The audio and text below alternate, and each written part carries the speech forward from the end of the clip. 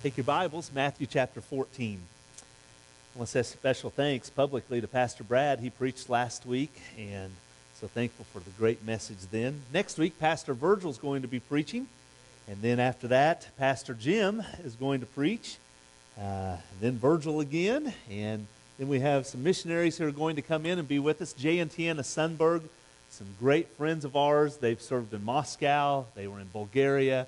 They're currently serving in Hungary. Going to be a great missions weekend, and you'll love them. The week after that, I think Virgil's back up. The weekend after that, we have Jim Chapman. Remember Big Chap? He had the chapstick stuff, and he's been with us for a couple revivals, and he's going to be here the 28th, 29th, and 30th of August for a weekend revival. And so Friday through Sunday, invite you to mark your calendar. I believe it will be a great time to kick off the fall spiritual enrichment. And so Jim will be with us. Pastor Rhodey will be preaching for us. And so that's kind of the docket for the next 6, 7, 8 weeks. And you say, well, Dustin, why is your name not listed there? Well, I've not talked a lot about it. I've written about it a little bit and have spoken it. But I'm going to be taking a sabbatical for the next few weeks, a time away, an extended time away. Kara and I will be gone over the next 7 weeks. I'll be back on the 20th of September. The weekend before that, we're helping host a church planting. It's called Cowboy Church University. It's here in Carthage, actually, and I'll be a part of that. And so I'll kind of be on the job prior, at the end. But I'm going to be gone for the next few weeks to take a time away just to kind of regroup, to spend time in study, and a time visiting some churches that are ahead of us in ministry. Just let the Lord kind of enlarge my vision, and for the Lord just to lead. If you say, well, Dustin, why are you doing this? Well, simply just because I've come to a point where I really believe I need this, and this was a part of kind of a spiritual surrender for me, because I never thought I would need this or take a time like this. It's kind of suggested after 7 years of being in one church to take this. We've been here 10 years, and different guys on the district that fellow pastors have said, Dustin, why don't you take a sabbatical? And I said, I don't need one of those. And in the last few months, I've just kind of sensed in my own spirit that I need it, that we as a church need it. We want God's vision to lead us. We can't center it around one pastor's vision. We want God's vision. And I'm just seeking God's vision for all of us. And I know that you'll be praying as well, and we work in this together.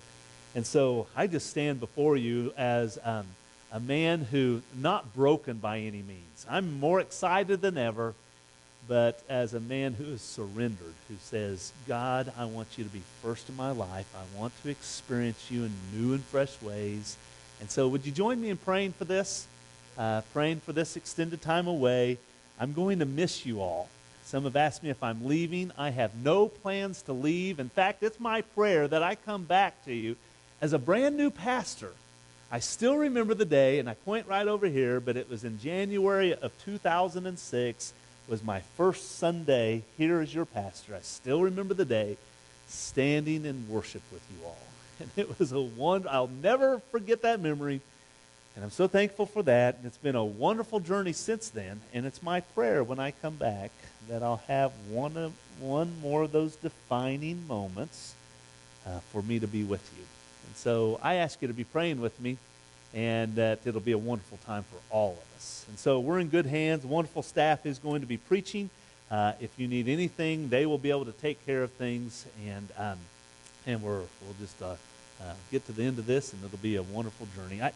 I read this statement. I want to quote it for you. But life is determined by a few defining moments when God meets us and we meet God. And I couldn't get away from that, especially through this process of surrender, personal surrender, saying, God, you're first in my life. I want to do your perfect will.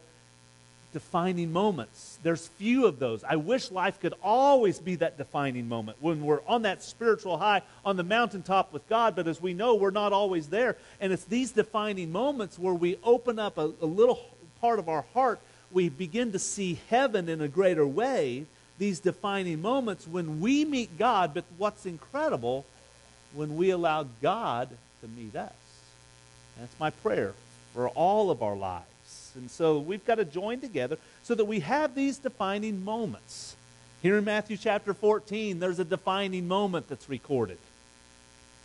I want to share it with you. John the Baptist, he's just been killed. I mean, the thinkless, unthinkable murder takes place, all because a woman gets jealous. Herodias is her name. And she asks for the head of John the Baptist to be handed over to her on a platter. Unthinkable. Jesus gets the news of this. Oh, can you imagine? Can't imagine. And then the next section, feeding of the 5,000. We learn a lot about Christ, about his life here.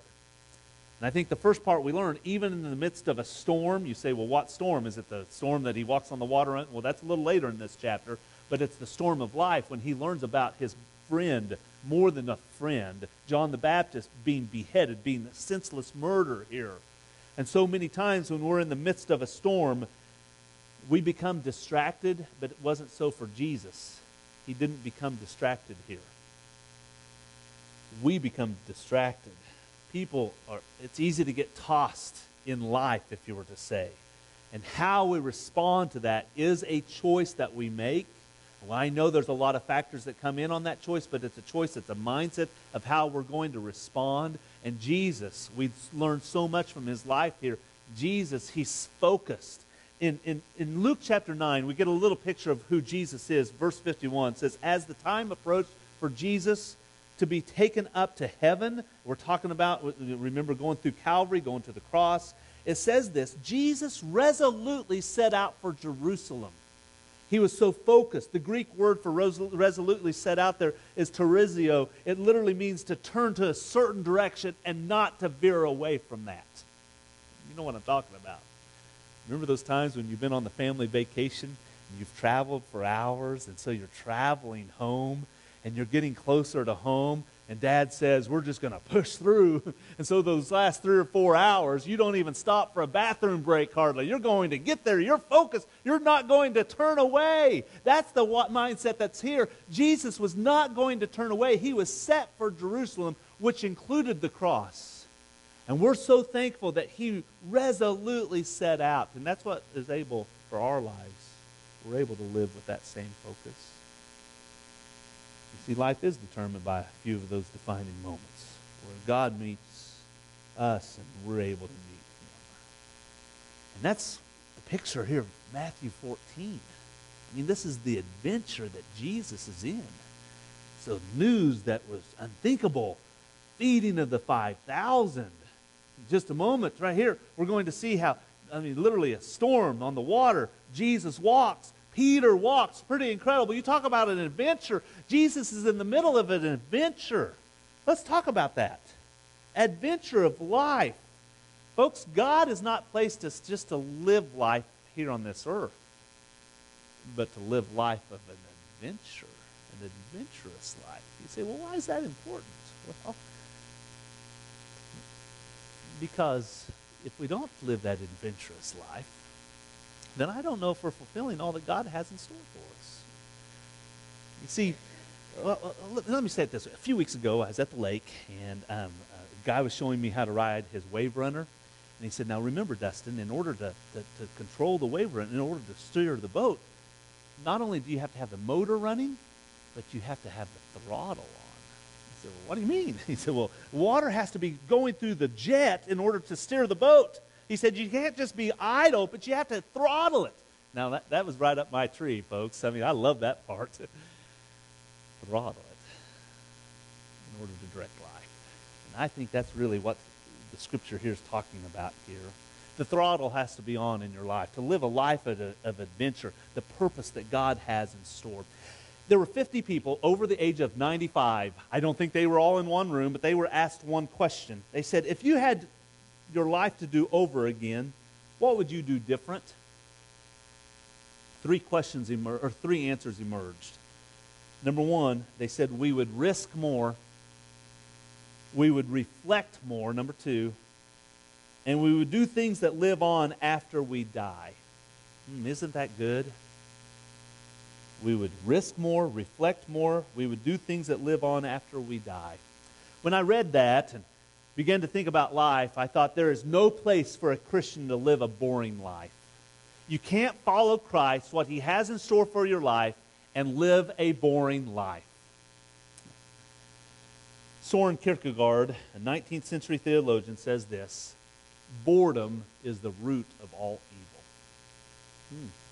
Process that with me for a moment. Think about the couple that's married. They get bored with one another. Think about the person at work. They get bored at work. It's not satisfying any longer. We could just unpack it in so many different scenarios. Boredom is the root of all evil. And here in Matthew chapter 14, Jesus isn't living a boring life, and we're called not to either.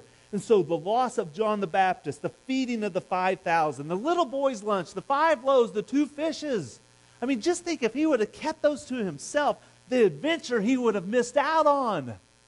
No. He experienced. We're able to experience also when we surrender our life to the Lord. That's what God is calling us to do. This last week, I had the opportunity, a week ago. The reason I was gone last Sunday, I'd already had this planned and wasn't going to miss the opportunity. But I have a good friend that I went to college with, and he is a chaplain for the Navy. He is stationed this year at the Pentagon. And so a few months ago, we were talking. He said, Dustin, he said, opportunity of a lifetime, but if you want to, you can come visit me and you can spend the day with me at the Pentagon. I said, wow, I'm in. That's pretty cool. You don't get to go all the different places that I got to go. He said, you can come and enjoy. And so that's exactly what Karen and I did. A week ago, we flew to D.C., and we spent most of the week there. We were empty nesters for the week, and we thought we'd take advantage of that. And so we spent Thursday at the Pentagon. On Saturday evening, went to a church called National Community Church. Remember the book we went through a couple years ago called The Circle Maker? Mark Batterson wrote the book. It was a book on prayer. It's his church. So we went to a service on Saturday evening, went to a second venue for Sunday morning, got to experience that. It was wonderful to be there, great time. After we left service, we had a couple hours before we had to get to the airport. We went to the National Cathedral. They didn't have service at that time, but we got to tour the National Cathedral. And folks, it just helped you focus upon heaven. Just the beauty of it all. It was wonderful. Well, we got to the airport, and we checked in, and we got to board the plane a moment early, one of the first ones to board. And so we sat down in almost the front row of seats. And so there were 3 seats, Karen, myself, and then an empty chair. And so people started passing by. And pretty soon there was a young lady, young mother. She said, is this seat taken? I said, no, it's open. Have a seat. And she stuck her stuff up above. And I don't know why I'm telling you, but let's just get to the point here. A young lady sitting next to us. And I prayed and said, Lord, give me an opportunity, maybe share with her, kind of see where her life journey is. And so I said, what took you to D.C.? She said, well, my sister was graduating, went to support her. I said, where do you live? She said, I live in Lee Summit. I said, Lee Summit? I said, my sister lives in Lee Summit. And so we